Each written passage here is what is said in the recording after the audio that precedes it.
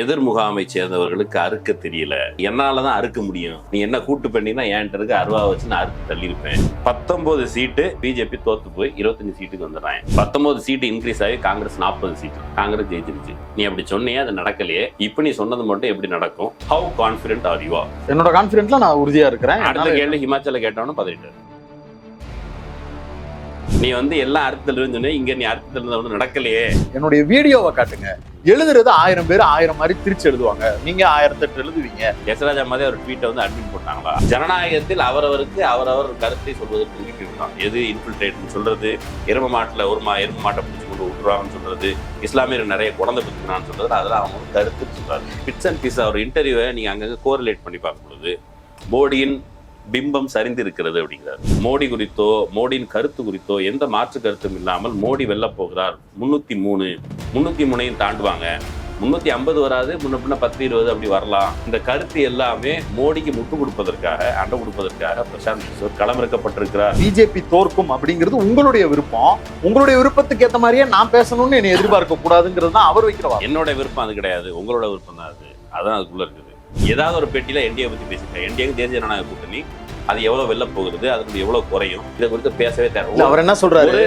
மோடி ஜெயிக்கும் பிம்பமாக இருப்பதால் எந்த பகுதியில் யாரு ஜெயிச்சாலும் என்டிஏவா நின்றுக்குவாங்க அப்படிங்கறதா. அது அப்புறங்க அது பேரம் பேசிடுவாங்க, குதிரை பேரம் பேசுவாங்க, வலிந்து ஈடி அனுப்பிவாங்க, அது வேற விஷயம். தேசிய ஜனநாயக கூட்டணி பத்தி ஒரு நெகட்டிவான இம்ப்ரெஷன் அவருக்கு வழங்கப்பட்டிருக்க அஜெண்டால தேசிய ஜனநாயக கூட்டணிக்கு பாதிப்பு ஏற்பட வாய்ப்பு இருக்கிறது வார்த்தையை கூட அவர் சொல்ல தயாரா இல்ல. நீங்க அஜெண்டான்னு சொல்றீங்க, நான் அதனால அதை திரும்பி கேட்கணும்னு நினைக்கிறேன்.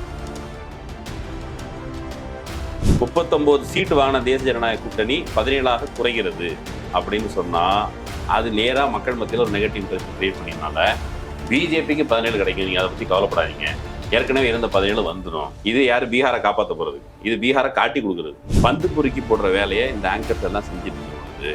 கரண்ட் அஃபர் போட்ட யாக்கர் அதுல பதறி அடிச்சு. இதன் மூலமாக பிரசாந்த் கிஷோர் அடைய போகும் லாபம் தான் என்ன? அவருக்கான தேவைதான் என்ன? புரோக்கருக்கு என்ன கமிஷன் தான். மக்கள் மத்தியில் அதிருப்தி இருக்கிறது. மக்கள் ஒருவேளை மோடி ஆட்சிக்கு வந்தால் he won't be a popular PM. அது மட்டும் இல்லாம கிளர்ச்சி நடக்கும், கலகம் நடக்கும், மக்கள் போராட்டங்கள் அதிகமாக இருக்கும் அப்படின்னு சொன்னா தெருவிறங்கி போராட்டம் பண்ற மக்கள் எலெக்ஷன் பூத்து போய் ஓட்டு போட மாட்டான், மோடி தான் ஜெயிப்பா இருக்கிறது. இது வலிந்து திணிக்கப்படுகிறது. மோடி அதையே திரும்ப சொல்றாரு, நான் வானத்திலிருந்து வந்தேன், நான் எங்க அம்மாவுக்கு பிறகுல எங்க அப்பாவுக்கு பிறகுல, நான் கடவுள் பிறவி, கடவுளே என்ன அனுப்பி வச்சிருக்காரு, கடவுளே உன்னை அனுப்பி வச்சு எங்க தாலியா இருக்கிறதுக்காக கடவுள் அனுப்பி வச்சாருன்னு சாதாரண மக்களுடைய கேள்வி.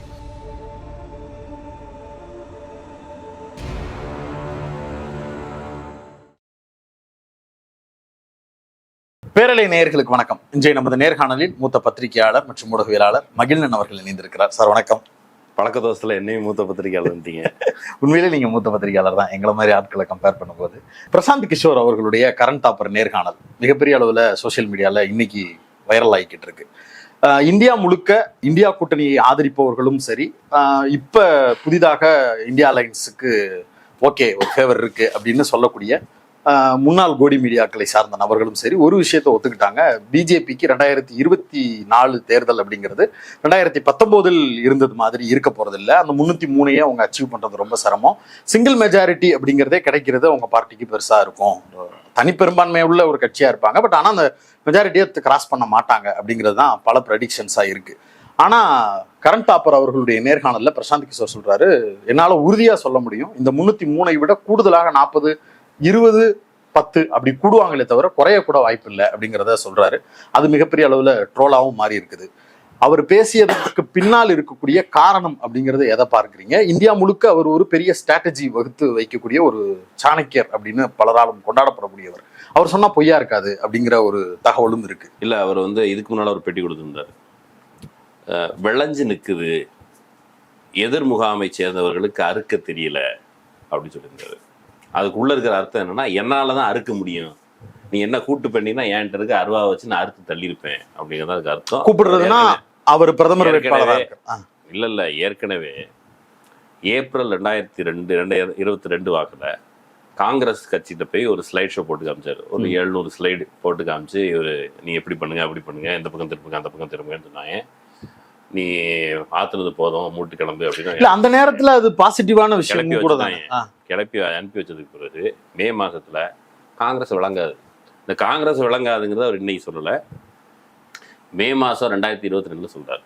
அதை தான் நேர்காணல் முடிவில் கரண் தாப்பர் கேட்குறாரு. நீங்கள் காங்கிரஸ் வழங்காதுன்னு சொன்னீங்களே, ஹிமாச்சல் பிரதேசத்தில் கண்டிப்பாக தோற்று போயிடும்னு சொன்னீங்களே, அப்படின்னு நான் எங்கே சொன்னேன் அப்படிங்கிறாரு. நீங்கள் சொல்லலையா, இவ்வளோ பேப்பரில் கோட் பண்ணியிருக்கேன், பேப்பரில் சொன்னதெல்லாம் சொல்லாதீங்க, நான் பேசின வீடியோ இருக்கா அப்படின்னு கேட்குறாரு. கரண் தாப்பர் இன்டர்வியூ போயிட்டு இருக்கும் பொழுதே எடிட்டில் அவங்க என்ன பண்ணிட்டாங்கன்னா, இவர் பிரசாந்த் கிஷோர் எங்கே பேசினாருன்னு சொல்லி எந்தெந்த பத்திரிகைகள் கோட் பண்ணியிருக்கீங்கிறது மட்டும் இல்லாமல் ட்வீட்டில் சிந்தன் பைட்டக் அப்படி ஒன்று, சிந்தன் பைட்டக்ன்றது இந்த சிந்தனையாளர்கள் காங்கிரஸ் கட்சிக்காரங்க எல்லாரும் உட்காந்து என்ன பண்ணலாம்னு சொல்லி முடிவு பண்ணது, இது விளங்காது அப்படின்னு அப்போ எழுதியிருக்கிறாரு. ஸ்டேட்டஸ் கோ மெயின்டைன் ஆகும். எங்க ஸ்டேட்டஸ் கோ மெயின்டைன் ஆகும்? வர்ற அசம்பிளி எலெக்ஷன்ல ஹிமாச்சல் பிரதேஷ்லயும் குஜராத்லயும் ஸ்டேட்டஸ் கோ மெயின்டைன் ஆகும். ஹிமாச்சல் பிரதேஷ்ல என்னையா ஸ்டேட்டஸ் கோ மெயின்டைன் ஆகுதுன்னு கேட்டா சிம்பிள், ஹிமாச்சல் பிரதேஷ்ல இதுக்கு முன்னாடி இருந்த பிஜேபி ஆட்சி அப்படியே மெயின்டைன் ஆகுங்கிறது அவருடைய ஸ்டேட்மெண்ட்.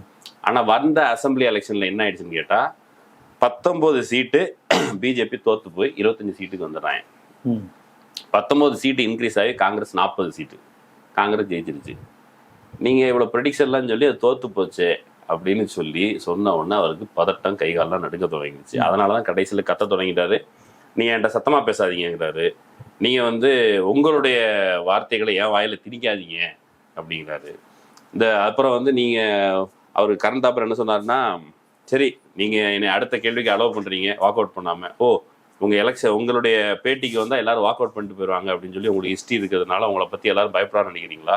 அவர் ஜெயலலிதா, மோடி இதெல்லாம் அவங்களாம் எப்படி தெறிக்கி ஓட விட்டாரு அப்படின்னு தெரியுதுனால உங்களை பார்த்து நாங்கள் பயப்படலை அப்படின்னு சொல்றாரு. சிம்பிளான கேள்வி, நீ அப்படி சொன்னியே அது நடக்கலையே, இப்போ நீ சொன்னது மட்டும் எப்படி நடக்கும்? How confident are you? How confident are யூன்னு கேட்ட உடனே என்னோட கான்ஃபிடென்ட்ல நான் உறுதியா இருக்கிறேன். அடுத்த கேள்வி ஹிமாச்சல கேட்டவனு பதறிட்டாரு. நீ எல்லாம் அர்த்தத்துல சொன்ன, இங்க நீ அர்த்தத்துல ஒண்ணு நடக்கலையே, யானைக்கும் அடிச இருக்கும். அவரு ஏதோ ஒண்ணுல தானே இப்படி ஆயிருக்கு. கரண் தாப்பர் சொல்றாரு, I am man enough to correct my mistake அப்படின்னு இவர் சொல்றாரு. நான் என்னுடைய மிஸ்டேக்கை சரி செய்து கொள்வதற்கு, ஒரு ஆள் தவறா சொல்லியிருந்தா மிஸ்டேக்கை ஒத்துக்கொள்வதற்கு நான் தயாரா இருக்கேன், நீங்க தயாரா இருக்கீங்கன்னா ஒத்துக்கவே தரேன். நான் சொல்லவே இல்லை. ஆமா, வேலை நான் தப்பா சொல்லியிருந்தா அந்த தொழிலை விட்டே போயிடுறேன். ஆமா, அவர் ஆக்சுவலி அவர் பண்ணிட்டு இருக்க தொழில் என்னப்போ, அவர் ஸ்ட்ராட்டஜிஸ்ட் இல்ல, அந்த தொழில இருந்து வெளியே வந்து சொல்லாரு. இப்ப இல்லாத தொழில், நீ ஆல்ரெடி தொழிலை விட்டுட்டு போயிட்ட, பீகாரை காப்பாற்றணும்னு கிளம்பி போயிருக்கிற, பீகாரை காப்பாற்றணும்னு கிளம்பி போயிருக்க நீ, பீகாருக்கு ஆபத்தாக இருப்பது என்ன அப்படின்னா, பீகார் மக்களுக்கு ஆபத்தாக இருப்பது என்ன, அதை குறித்தா நீ பேசணும். You have become a politician. நீ ஒரு பார்ட்டியை தொடங்கிட்ட, ஒரு பொலிட்டீஷியனா இருந்து பேச வேண்டிய இடத்துல அவர் ஐ எம் நாட் அ செஃபாலஜிஸ்ட்ங்கிறாரு. யோகேந்திர யாதவ் மாதிரி செஃபாலஜிஸ்ட் இல்லை. எனக்கு இந்த கணக்கு வழக்கு எங்க எவ்வளவு ஜெயிப்பாங்கன்னா எனக்கு தெரியாது இப்படின்னு சொல்றாரு. உனக்கு தெரியாது, நீ எதுக்கு சொல்ற? நான் ப்ராடர் பிக்சர் பாக்குறேன். இல்ல, பல ஸ்டேட்ல நான் ஒர்க் பண்ணிருக்கேன், அதன் அடிப்படையில சொல்ல முடியாது. பல ஸ்டேட்ல ஜெயிக்கக்கூடிய கட்சியோட ஒர்க் பண்ணிருக்காரு. இங்க டிஎம்கே கூட ஒர்க் பண்ணாரு. ஏன் ஏடிஎம்கே கூட ஒர்க் பண்ணல? டிஎம்கே கூட ஒர்க் பண்ணாரு. டிஎம்கே ஜெயிக்கிற மாதிரி இருக்கணும்னு இந்த பக்கம் ஒட்டிட்டாரு. வெஸ்ட் பெங்கால்ல போன அசம்பிளி எலெக்ஷன்ல மம்தா கூட போய் வேலை பார்த்தாரு. ஏன்னா மம்தா ஜெயிக்கிற மாதிரி இருந்துச்சு. இப்போ யாரும் அவரை சேர்த்துக்கல, காங்கிரஸ் கூட சேர்த்துக்கிறதுக்கு அவர் டீல்லாம் பேசிவிட்டா டீல் படியலை. இப்போ தமிழ்நாட்டிலே சில மூத்த பத்திரிகையாளர்கள், ஏங்க ஆளுங்கட்சி எங்கிட்ட கேட்டு வேலை பார்க்கணும், எங்களை கன்சல்ட் பண்ணல அப்படிலாம் அதிருப்தி செய்திருக்கிறாங்களே, அதே அதிருப்தி தான் என்கிட்ட கன்சல்ட் பண்ணலங்கிற அதே அதிருப்தி தான் பிரசாந்த் கிஷோருக்கு. இவருடைய கன்சர்ன் ஏப்ரல் 2002 நான் இவ்வளவு ஸ்லைடு போட்டு காமிச்சிட்டு நீங்க என்ன ஒத்துக்கவே இல்லை அப்படிங்கிறது தான் இவருடைய கன்சர்ன். அப்போ அதுல இருந்து அன்னைக்குலேருந்தே சேர்த்த வரைக்கும் ஊத்த தொடங்கிட்டாரு. இப்போ இவர் என்ன சொல்றாரு, இன்டர்வியூ தொடங்கும் பொழுது நீங்க யாரும் தப்பா எடுத்துக்காதீங்க, எனக்கு எதுவும் நோக்கம் இருக்குதா நினைக்காதீங்க. இல்ல, அதுக்கு முன்னாடி அவர் என்ன சொல்றாருன்னா, அவர் வெளிப்படையா ஒத்துக்கிறாரு. முன்னாடி இன்டர்வியூ தொடங்கல, இல்ல இடையில என்ன சொல்றாருன்னா, நான் ஒத்துக்கிறேன், என்னுடைய வீடியோவை காட்டுங்க, எழுதுறது 1000 பேர் 1000 மாதிரி திருச்சி எழுதுவாங்க, நீங்க 1008 எழுதுவீங்க, அதுக்கு நான் பொறுப்பேன். யசராஜா மாதிரி ஒரு ட்வீட்டை அட்மிட் போட்டாங்களா, அது விளங்காதுன்னு சொல்லி ஒரு ட்வீட் போட்டிருக்காரு. ஸ்டேட்டஸ் கோ மெயின்டைன் ஆகுங்கிறது பத்திரிகையில் எழுதலை, அவர் ட்வீட்டை வச்சுதான் எல்லா பத்திரிகையும் பிரசாந்த் கிஷோர் இப்படி பேசுறாரு அப்படின்னு சொல்லி என்டிடிவி வீடியோவை கேரி பண்ணி அதுக்கு ஒரு எக்ஸாம்பிள் போட்டு, இது இப்படி அவருக்கு காங்கிரஸ் மேல கடுப்பு இருக்குது, பிஜேபி விளங்காது, பிஜேபி இப்படி பேசினா விளங்காது. ஒண்ணும் இல்ல, இந்த பேட்டிக்கு நடுவுல பேசும் பொழுது இஸ்லாமியர்களை குஸ்பேட்டி இன்ஃபில்ட்ரேட்டர்ஸ் சொல்றாரு இவரு. இது தப்பு இல்லையா? இந்தியாவில் எந்த பிரதமரும் சொந்த நாட்டு குடிமக்களை இன்ஃபில்ட்ரேட்டர்னு சொன்னது இல்லையே, அதை எப்படி இவர் சொல்ல போச்சுன்னு சொல்லி கரண் தாப்பர் கேட்டா, டெமோக்ரஸியில எல்லாருக்கும் அவங்கவுங்க ரைட் இருக்குன்னு சொல்றாரு. நீ பீகாரை காப்பாற்ற போற அரசியல்வாதி, அடுத்த எலெக்ஷன்ல பீகாரை லல்லு பிரசாத்ல இருந்தும் மற்றவங்கள்ட்ட காப்பாத்தி பீகாரை உச்சத்துல வைக்க போறேன்னு சொல்ற நீ, பீகார்ல இருக்கிற பீகார் மக்கள்னா பீகார்ல இஸ்லாமியர்கள் அடக்கம் தானே.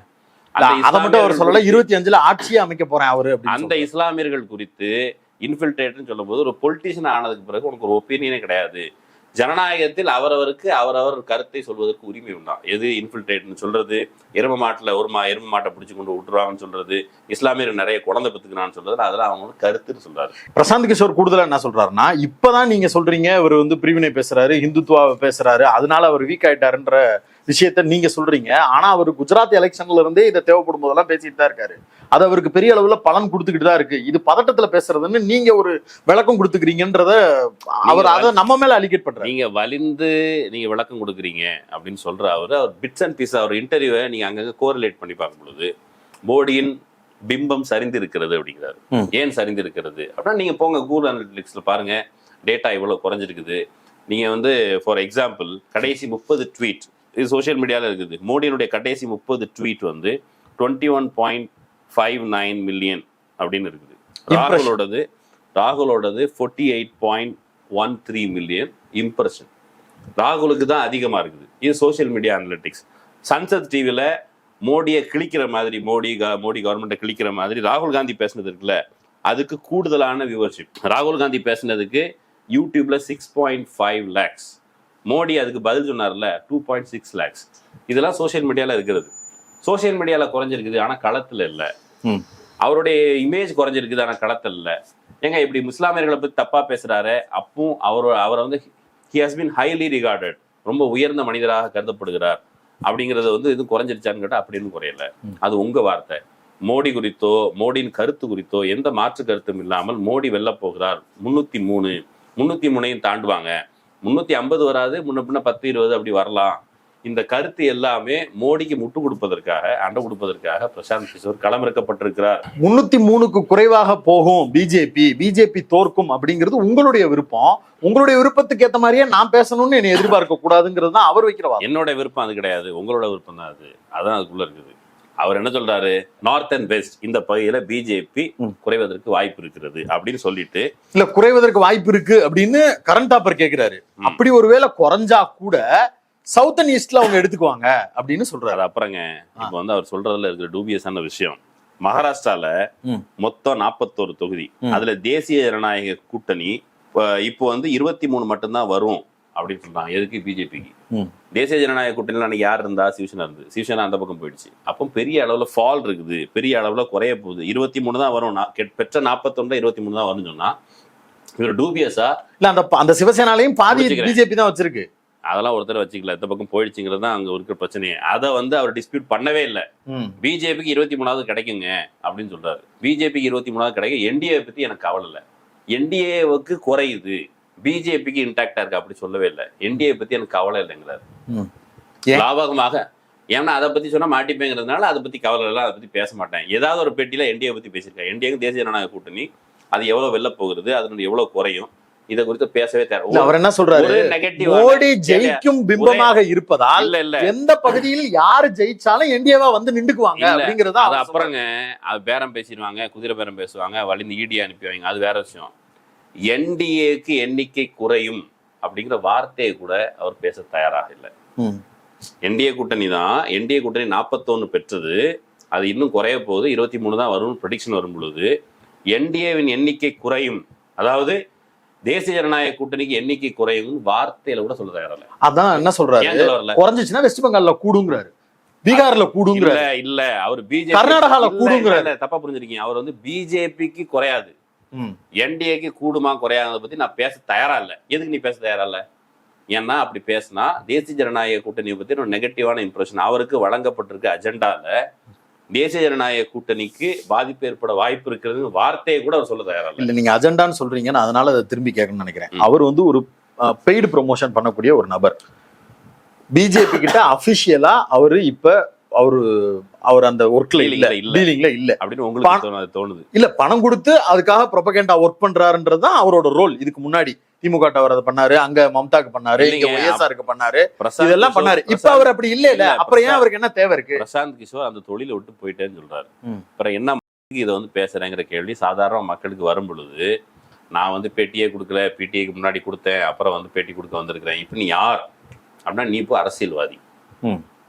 அரசியல்வாதி என்கிற முறையில் பிஜேபியில் நீ சேரல, காங்கிரஸ்ல உனக்கு பொசிஷன் கேட்டால் கொடுக்கல, தனியாக கட்சி தொடங்கியிருக்க, உனக்கு பிஜேபி பற்றி இருக்கிற அபிப்பிராயம் என்ன, அவர்கள் பேசுகிற இஸ்லாமிய வெறுப்பு பரப்புரை பற்றி அபிப்பிராயம் என்ன, நீ சொல்ற இங்க இருக்கிற லாபார்த்திஸ் 5 கிலோ அரிசி வாங்குறவனுக்கு வந்து முஸ்லீமை பத்தி பேசினா எதுவும் பிரச்சனை இல்லை, 5 கிலோ அரிசி வாங்குறவனுக்கு அதானி கிட்ட இவர் நெருக்கமா இருக்கான அதை பத்தி பிரச்சனை இல்லை, 5 கிலோ அரிசி வாங்குறவன் வந்து பொத்துனாப்புல வந்து ஓட்டு போட்டு போயிடுவான்னு நீ சொல்றேன்னா, Prashant Kishor is a politician, treat him as a politician. அந்த பொலிட்டிஷியனுக்கு இப்படியான ஒப்பீனியன்ஸ் இருக்குது.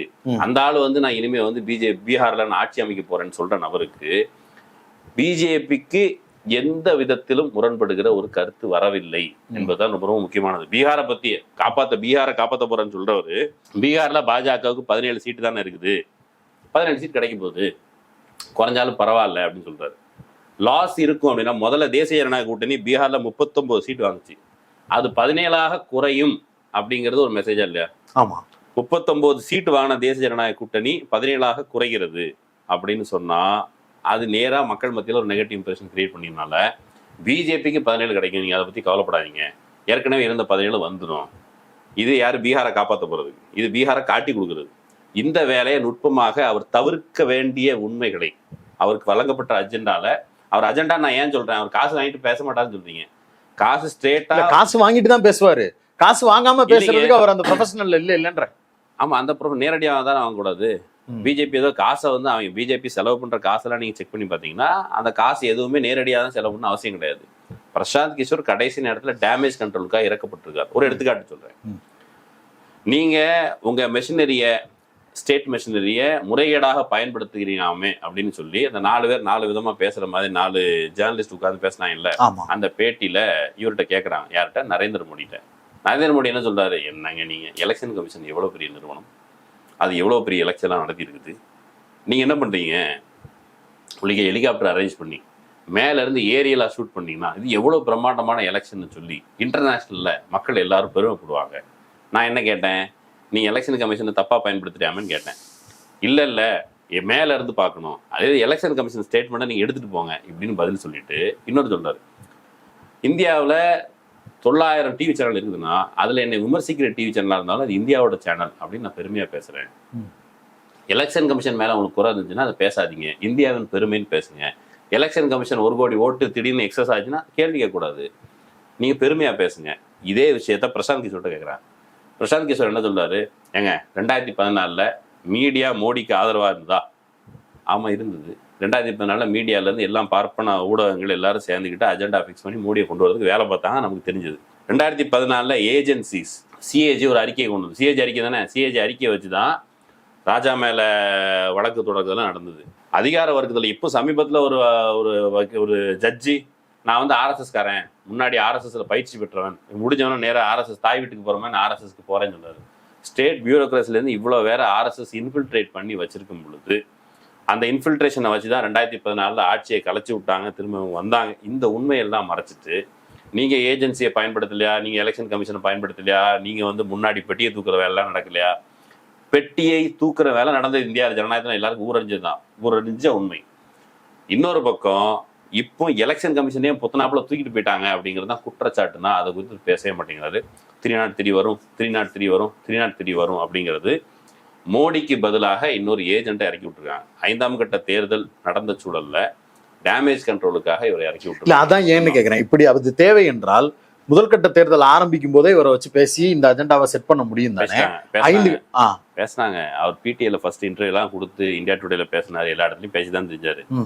பேசி தெரிஞ்சதுக்கப்புறம் எலெக்ஷன் ஃபியர் பத்தி எரியுது. ஃபர்ஸ்ட் ஃபேஸ் முடிஞ்சவொடனே திரும்ப ஒரு சின்ன ஃபால் வருதுன்னு அவனுங்களுக்கே புரியுது, பிஜேபிக்கே புரியுது.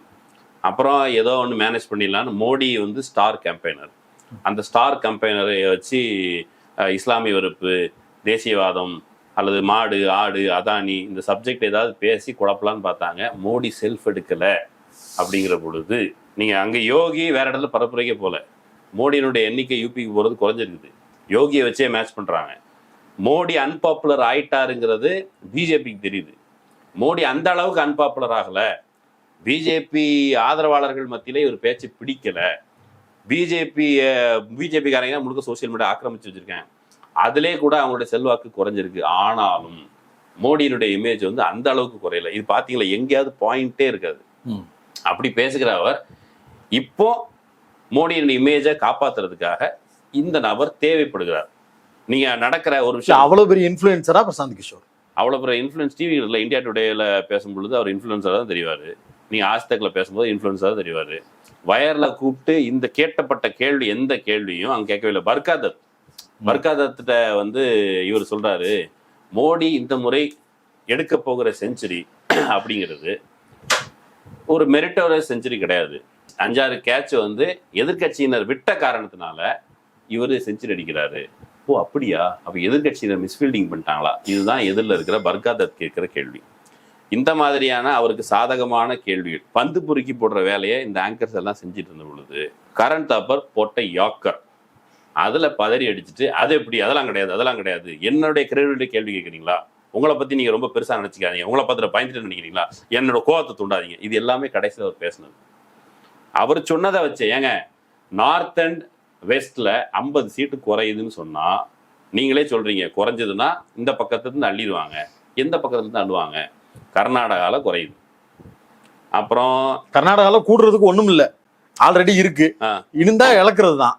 கர்நாடகால குறையும். ஆனா அவர் கர்நாடகாவை சவுத்னே கன்சிடர் பண்ணல, லேண்ட்ஸ்கேப்பா சொல்லாதீங்க, பட் அது ஐடியாலஜிக்கலா நுட்பமா வேலை பாக்குறாருங்க. நீ நார்த் அண்ட் வெஸ்ட் தான் சொல்ற, நீ மகாராஷ்டிராவோட நீ பட்டிருக்கு, நார்த் யூபி பீகார், பீகார்ல குறையுது, யூபியில குறையுது, அங்க ராஜஸ்தான்ல குறையுது, பஞ்சாப் ஹரியானால குறையுதுன்னு சொன்னா ஒரிசால வாங்கிட்டு வரோம். ஒரிசால எத்தனை சீட் இருக்குது டேலி பண்றதுக்கு? மிச்சம் 50 சீட்டு குறைஞ்ச ஒண்ணும் இல்லைங்க. சாதாரண கால்குலேஷன் 303 பிஜேபி எடுத்ததுல மகாராஷ்டிரால குறைஞ்சா, பீகார்ல குறைஞ்சா, ஆட்டோமேட்டிக்கா குறைஞ்சது 303ல 30 குறைஞ்சா 273, 272 மார்க் கூடுதலா ஒரு 10 குறைஞ்சா அவன் பெரும்பான்மை எடுக்க முடியாதுங்கிற பேசிக்கான கால்குலேஷன். 40 கூட குறையாது அவங்களுக்கு, அப்படியே பொத்துனாப்புல வச்சிருப்பாங்க, ஜெயிச்சிருவாங்கன்னு சொல்றது வந்து பிஜேபி காரனே நம்ப விரும்பாத ஒரு உண்மை. இந்த அளவுக்கு அது வந்து மெல்ல குறைவது. இதன் மூலமாக பிரசாந்த் கிஷோர் அடைய போகும் லாபம் தான் என்ன, அவருக்கான தேவைதான் என்ன? புரோக்கருக்கு என்ன கமிஷன் தான், வேற என்ன அவர் கிடைக்கும்? அவர் வந்து பிரசாந்த் கிஷோர் இந்த குறிப்பிட்ட அவருடைய ஐடியாலஜியா நீங்க பாருங்க, ஹீஸ் அ ரைட் விங். அவர் வந்து செஃபாலஜிஸ்ட்னு சொல்லுவார். அவர் கட்சியை பொறுத்தவரை நான் புரிஞ்சுக்கிட்ட வரைக்கும், ஒரு கட்சிக்குள்ள போறது, 400 கோடி அவங்ககிட்ட 500 கோடி வாங்குறது, வாங்கி கட்சியினுடைய கட்டமைப்பை புரிந்து கொள்வது, சாதக பாதகங்களை புரிந்து கொள்வது, பலவீனங்களை புரிந்து கொள்வது, அதை வச்சுக்கிட்டு அடுத்த எலெக்ஷனுக்கு பேரம் பேசுறது. என்ன உள்ள வச்சிருப்பியா, இல்லைன்னா நான் வந்து அடுத்தவன்ட்டு சொல்லி கொடுத்துருவேன். பிரைவேட் ரகசியங்களை, நண்பர்கள், காதலர்கள் பிரைவேட் ரகசியங்களை மற்றவன்ட்ட நான் லீக் பண்ணிடுவேன்னு சொல்லுவாங்க இல்லை, இதே மாதிரியான விஷயம் தான் அது. அதை வச்சுக்கிட்டு இப்போ பெங்காலில் வந்து பிஜேபி ஜெயிக்கவே செய்யும் அப்படின்னு ஃபர்ஸ்ட் பார்ட்டியா வருங்கிறாரு. இதுக்கு முன்னால பிஜேபி ஜெயிக்கல. ஒரு எடுத்துக்காட்டு, அவர் சொன்னாரு டபுள் டிஜிட்ல வரும்னு சொன்னாரு, 77 சீட் வந்தாங்க. டபுள் டிஜிட் தான் வரும், 3 டிஜிட் வராதுன்னு சொன்னாரு. ஆனா இன்னொரு விஷயம் சொன்னாரு, மோடியை பொறுத்தளவுக்கு நீங்க அப்படி சாதாரண நினைக்காதீங்க, ஆனா ராகுலை பொறுத்தளவுக்கு ராகுல் ராஜினாமா பண்ணும். சரி, மோடியை சாதாரண நினைக்காதீங்க. மோடி வந்து எப்படின்னு கேட்டா, அவர் வந்து ஒரு நுட்பமா வேலை பார்க்குற நபர். இது வந்து நீங்க அனலைஸ் பண்ற ஒரு நபர் அப்படி இல்லை. அவர் ஒரு மோடி பக்தனாவே இருந்து பேசுறாரு. மோடி வந்து வெஸ்ட் பெங்கால்ல 200 சீட் அடிப்போம்னு சொன்னார். அவருக்கு தெரியும் 200 சீட்டு அடிக்க மாட்டோம்னு. ஆனாலும் சொன்னார். ஏன் சொன்னாரு? 200 சீட்டுன்னு சொன்னாதான் அந்த மேற்கு வங்காளத்துல இருக்கிற திரிணாமுல் காங்கிரஸ் ஆயுதங்கள்லாம் போட்டு ஓடி போயிடும், அப்ப நம்ம வந்து ஆயுதத்தெல்லாம் பொறுக்கிட்டு வந்துடலாம், நம்ம ஜெயிச்சிடலாம் அப்படின்னு மோடி நினைச்சாரு. டிஎம்சி பின்வாங்கல, ஆனா அதனால 77ஓட நின்று போச்சு. அப்ப வந்து அவரு கட் பண்ணி அப்ப வந்து அவரு அப்கி பார் 400 பார் அப்படின்னு மோடி சொன்னார்ல, அந்த மோடி சொன்னதுக்கு பிறகு இதை அப்படியே 200க்கு பதிலாக 400 வச்சுக்கிட்டு இங்க நாடாளுமன்ற தேர்தலுக்கு பொருத்தி பார்த்தால், மோடி தான் தோற்க போகிறோம், இழக்க போகிறோங்கிற பொழுது அவர் இப்படி சொல்லிட்டு எதிர்கட்சியினரை கொஞ்சம் நிர்மூலமாக்குவது அப்படிங்கிற டாக்டிக்ஸை அவர் பயன்படுத்தி இருக்க மாட்டார் அப்படின்னு நீங்க சொல்றீங்களான்னு சொல்லி பர்காதத் கேட்கல. ஆனா இவர் வந்து அனலைஸ் சொல்றாரு, அப்கி பார் 400. ஆனா இன்னொரு விஷயம், இவர் என்ன காசியா சொல்றாரு, 400 பார்னு சொல்லிட்டாரு.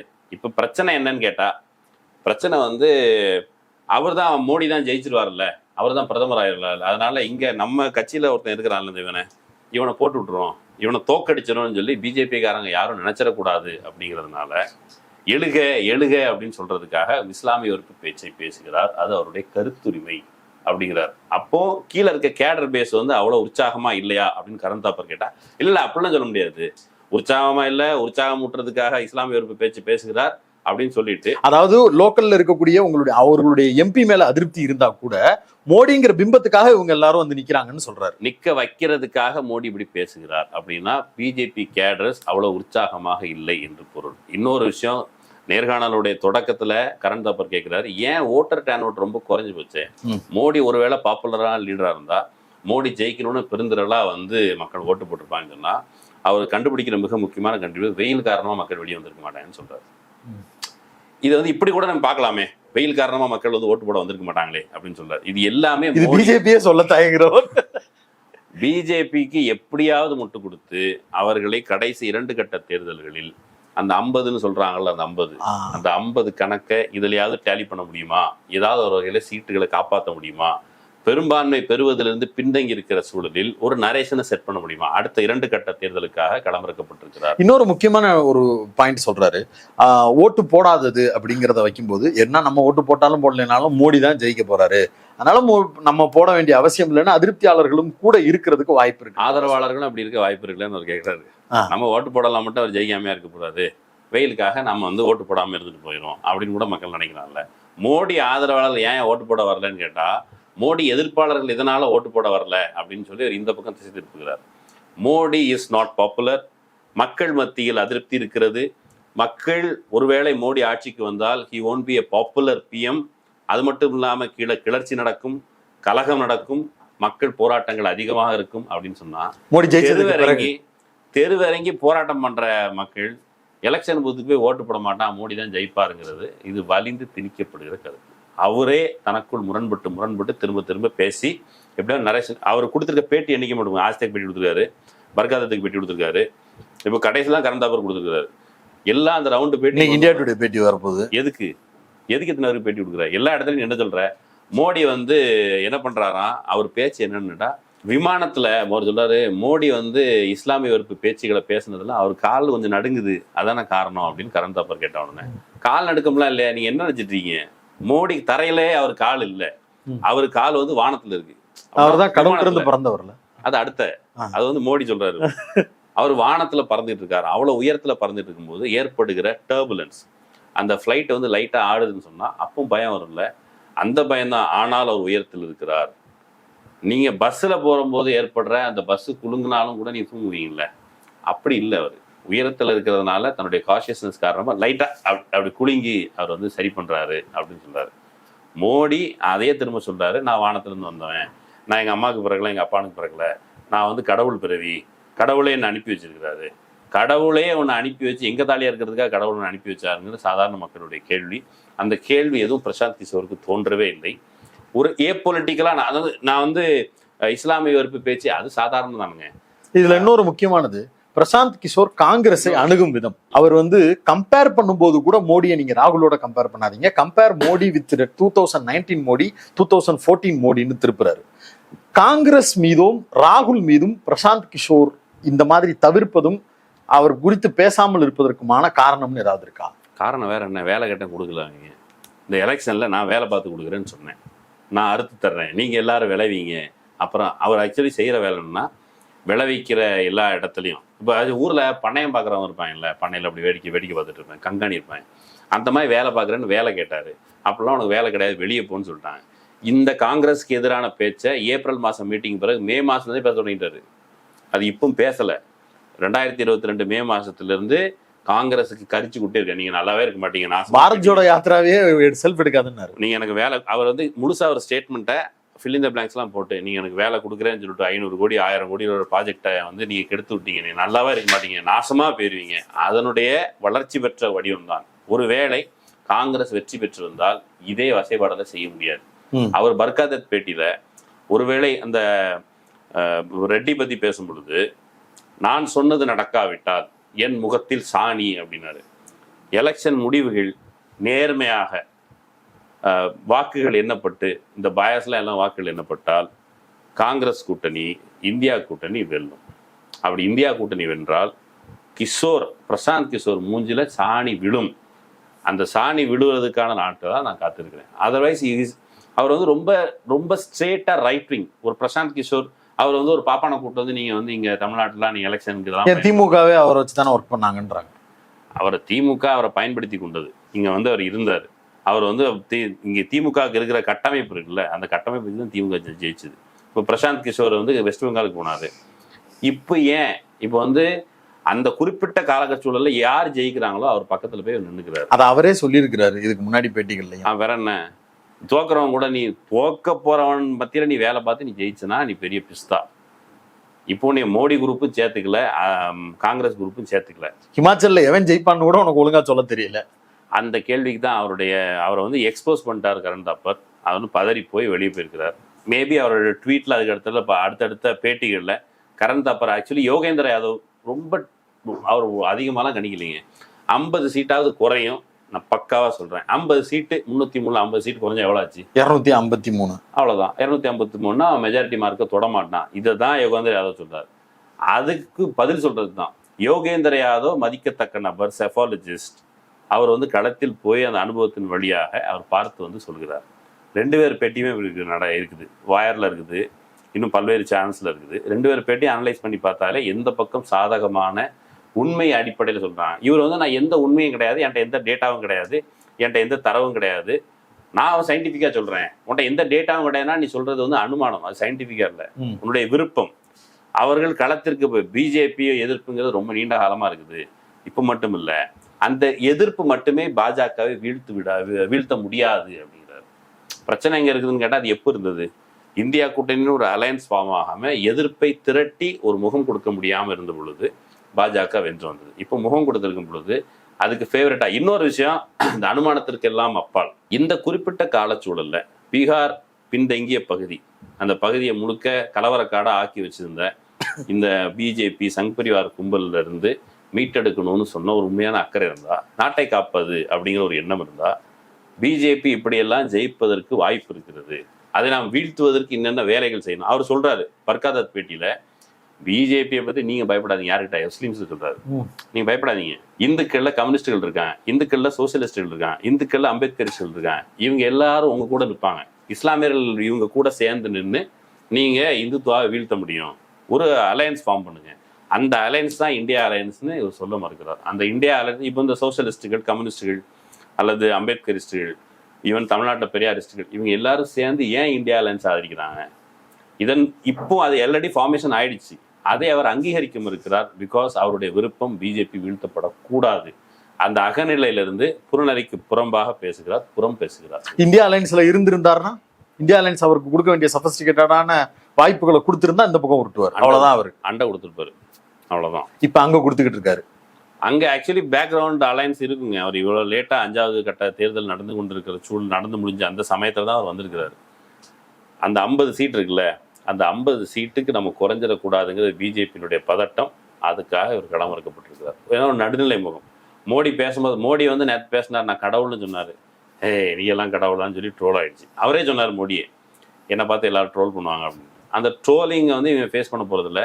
மோடி இதுக்கு முன்னால் தன்னை கடவுள்னு சொன்னதில்லை. இன்னொரு ஆபத்தான விஷயம், தன்னை கடவுள் ரேஞ்சுக்கு கொண்டு போன ஒரு மனுஷனை தேர்தல் என்னடா வேலை, நீ வந்து உண்மையிலேயே உங்களுக்கு வந்து கடவுள் ஆயிட்டீங்க, ரைட்டு, வெல் அண்ட் குட், நம்ம எல்லாரும் அப்ரிஷியேட் பண்ணி கை கொடுத்து பரலோகத்தில், தேவலோகத்தில், சொர்க்கத்தில், நரகத்தில் அங்கே போய் எலெக்ஷன் நின்று எங்கே தாலியாக இருக்கிறேங்கிற கேள்வி சாதாரண மக்கள் கேட்பாங்க. அடுத்த 2 கட்ட தேர்தலும் பிஜேபி கடுமையான தோல்வி வரப்போகுது. பிரசாந்த் கிஷோருடைய அந்த முட்டு கொடுத்தல் நிற்க போகிறதில்ல. கரண் தாப்பர் சரியான இடத்துல நல்ல பலூனை ஒரு ஊசி வச்சு உடைச்சு விட்டாரு. அது பதறி பறந்து, இப்போ வந்து நல்ல காத்தடைச்ச பலூன்ல ஊசி வச்சு குத்துனா பலூன் வேக வேகமா பறக்குள்ள பதட்டத்துல பறக்காது, பறக்கும். எப்படி ஸ்லோவா காத்த இறக்கி விட்டீங்கன்னா அது பறக்கும். அது மாதிரி இறக்கி. ஒரு நல்ல உரையாடல். பிரசாந்த் கிஷோர் பேசியது, அதற்கு உண்டான எதிர்வினைகள், பல்வேறு விஷயங்களை பேசியிருக்கிறீங்க. உங்களுடைய நேரத்துக்கும் உங்களுடைய கருத்துக்களுக்கும் மிக்க நன்றி.